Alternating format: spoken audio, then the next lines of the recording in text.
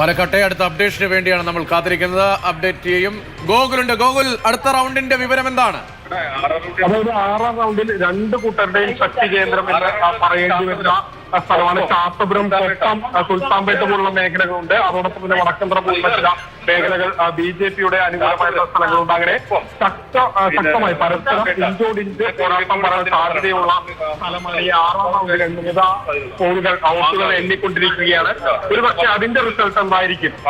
ആ സ്ഥലത്ത് ഒരുപക്ഷെ ഇപ്പോഴുള്ള BJPയുടെ ലീഡ് വീണ്ടും രാഹുലിനെ മറികടക്കാൻ കഴിയുമോ എന്നുള്ളതാണ്. അത് കഴിഞ്ഞ് പിന്നീട് 7ാം റൗണ്ടിലേക്ക് വരുമ്പോൾ സ്വാഭാവികമായും കൽമണ്ഡപം പോലെയുള്ള ഭാഗങ്ങളിലേക്ക് വിവരങ്ങൾ നൽകുന്നു. അതിനിടയ്ക്ക് നമുക്ക് വയനാട്ടിന്റെ കോളത്തിലേക്ക് ഒന്ന് നോക്കാം. 1,56,000 1.5 ലക്ഷം കടന്നിരിക്കുന്നു പ്രിയങ്ക ഗാന്ധിയുടെ ലീഡ് നില.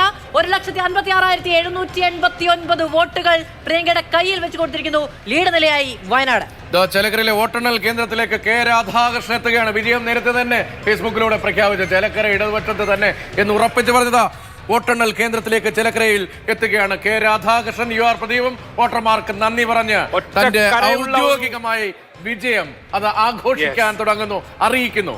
1996 മുതൽ ഒറ്റക്കരയുള്ള ഒരു ചേലയാണ് ചേലക്കര. ആ കര ചുവന്ന കരയാണ്, ചുവന്ന കരയുള്ള ചേലക്കര. ഒരു സംശയവുമില്ല. 8,021 വോട്ടുകൾക്ക് ചേലക്കര പഞ്ചായത്തിലേക്ക് കൗണ്ടിംഗ് കടക്കുമ്പോൾ 8,021 വോട്ടുകൾക്ക് UR പ്രദീപ് ലീഡ് ചെയ്യുകയാണ്. ഒരു സംശയവും വേണ്ട. ഭൂരിപക്ഷം 12,000 കടന്ന മുകളിലേക്കാണ്. ഇതുവരെ എണ്ണിയ എല്ലാ പഞ്ചായത്തുകളിലും LDF ആണ് ലീഡ് ചെയ്യുന്നത്. ചേലക്കരയിൽ LDF പ്രതീക്ഷിച്ചതിനപ്പുറത്തുള്ള ഒരു വൻ വിജയത്തിലേക്ക് നീങ്ങുകയാണ്. വൻ വിജയത്തിലേക്ക് LDFന് വലിയ ആശ്വാസമാണ്. ലോക്സഭാ ഇലക്ഷനിൽ ഉണ്ടായിട്ടുള്ള വോട്ടിനേക്കാളൊക്കെ അപ്പുറത്തുള്ള വോട്ടിംഗ് സർക്കാരിനെ സംബന്ധിച്ചും CPM-നെ സംബന്ധിച്ചും ഏറ്റവും വലിയ ആശ്വാസം ചേലക്കര നൽകുന്നു എന്നുള്ളത് നിസ്സംശയം പറയാം. 8,021 വോട്ടുകളുടെ ലീഡ് UR പ്രദീപ് പിടിച്ചിരിക്കുന്നു. 8,021 വോട്ടുകളുടെ ലീഡ്. പാലക്കാട് BJP ലീഡ് ഉയർത്തുന്നു. 1040ലേക്ക് BJP ലീഡ് ഉയർത്തുന്നു. കേവലമായൊരു ലീഡ് ഉയർത്തലാണ്. അത് ആ റൗണ്ട് പൂർത്തീകരിച്ചതിന്റെ ലീഡാണോ? അക്കാര്യത്തിലൊരു വ്യക്തത ഉണ്ടാവണമെങ്കിലും 1000 കടന്നിരിക്കുന്നു വീണ്ടും പാലക്കാട്ട് BJPയുടെ ലീഡ് എന്നത് പ്രധാനം. ചിത്രത്തിൽ എന്തെങ്കിലും മാറ്റമുണ്ടാകുമോ എന്നത് ഉറപ്പില്ല, ഉറപ്പിക്കാൻ കഴിയുന്ന സ്ഥിതിയുമല്ല. അങ്ങനെയായിരുന്നു പാലക്കാട്ടെ BJPയുടെ കൊത്തളങ്ങളിലെ വോട്ട് ഇളകി പോക്ക്. 6ാം റൗണ്ടിൽ രണ്ട് പാർട്ടികളുടെയും ശക്തി കേന്ദ്രങ്ങളുണ്ട്. ജൈനിമേട്, ചാത്തപുരം പോലെയുള്ള മേഖലകളുണ്ട്. സുൽത്താൻപേട്ട തുടങ്ങിയ മേഖലകളുണ്ട്.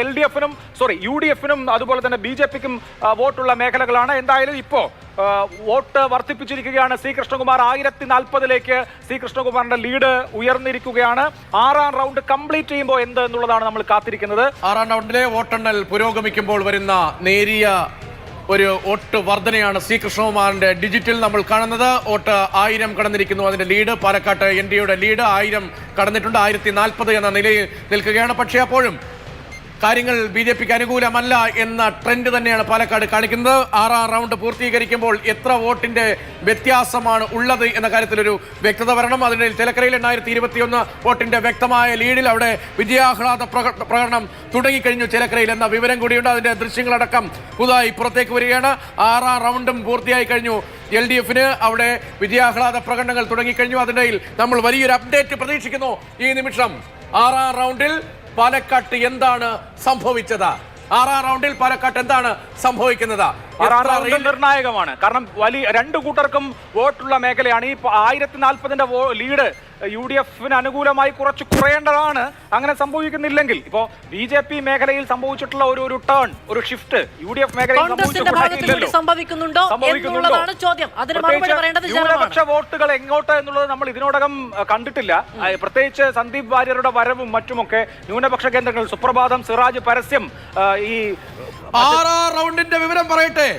6ാം round LDF 1755 vote, UDF 3270, NDA 2710. Rahul lead ചെയ്യുന്നു. 6ാം റൗണ്ടിൽ BJPയുടെ പഴയ ലീഡിന്റെ കഥ അത് പഴങ്കഥയാക്കി. 6ാം റൗണ്ടിൽ ലീഡ് ചെയ്യുന്നു UDF 3719 വോട്ടും 2719 വോട്ടും. അതായത് 500 വോട്ടിന്റെ ലീഡ് ആറാം റൗണ്ടിൽ UDF 500 വോട്ടിന്റെ ലീഡ് BJPക്ക്, അതായത് ആകെയുള്ളത് 500 ടോട്ടൽ ലീഡ്.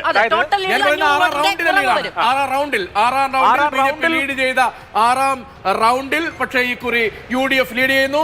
500 വോട്ടിന്റെയെങ്കിലും ലീഡുണ്ട് അവിടെ.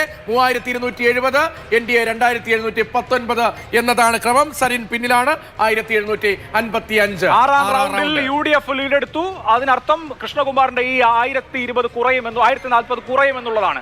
ടോട്ടൽ ലീഡ് 422 കുറഞ്ഞിരിക്കുന്നു. അതായത് BJPയുടെ ലീഡ് 422 കുറഞ്ഞിരിക്കുന്നു. ഇനി എണ്ണാനുള്ളത് 7ാമത്തെ റൗണ്ടാണ്. കുന്നത്തൂർമേട്, കൽമണ്ഡപം, മണപ്പുള്ളിക്കാവ് മേഖല. അവിടെ എനിക്ക് തോന്നുന്നു ഈ 422 കൂടി മറികടന്ന് 7ാം റൗണ്ടിൽ UDF ലീഡ് എടുക്കാനാണ് സാധ്യത. ആകെ 2 റൗണ്ടുകളിൽ മാത്രമാണ് BJPക്ക് ഇതുവരെ ലീഡ് എടുക്കാൻ കഴിഞ്ഞിട്ടുള്ളത്. 1ാം റൗണ്ടിലും കഴിഞ്ഞ റൗണ്ടിലുമാണ്. മറ്റെല്ലായിടത്തും UDFന്റെ രാഹുൽ മാങ്കൂട്ടത്തിലെ തേരോട്ടം നമുക്ക് ദൃശ്യമാണ്. നിന്ന നിപ്പിൽ 1000-ന് മുകളിൽ പോയ ലീഡിനെ 422 ആക്കി കുറയ്ക്കാൻ കഴിഞ്ഞിരിക്കുന്നു.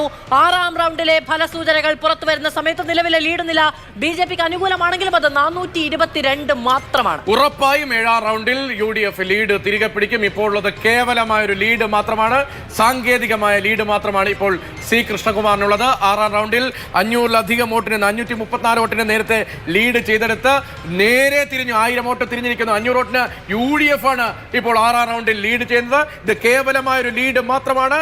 BJP പ്രവർത്തകർക്ക് ഒരു പ്രതീക്ഷയും വേണ്ട. ഈ ലീഡ് ഇതാ അല്പനിമിഷങ്ങൾക്കകം മറിഞ്ഞു വരും.